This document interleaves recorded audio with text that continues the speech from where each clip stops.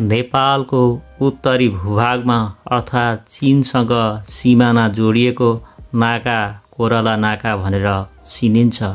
यो तिब्बतसँग जोडिएको छ। यो मोस्ताङ जिल्लामा पर्दछ।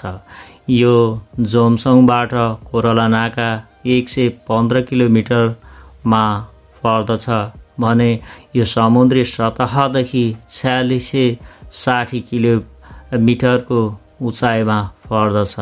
यहाँको हरियाली, यहाँको दृश्य हेर्न केही पनि पाइँदैन। त्यहाँ एउटा चट्टानै चट्टान, अग्ला अग्ला खाली पहाडहरू मात्रै देखिन्छ। यो जुन जोमसङबाट कोरला नाकासम्मको जुन भूभागमा छ नि, त्यहाँ मानव बस्तीहरू पनि धेरै कम देखिन्छ र त्यहाँको जनजीवन पनि अत्यन्त कष्टकर देखिन्छ, किनकि त्यहाँ कुनै हरियाली नै छैन।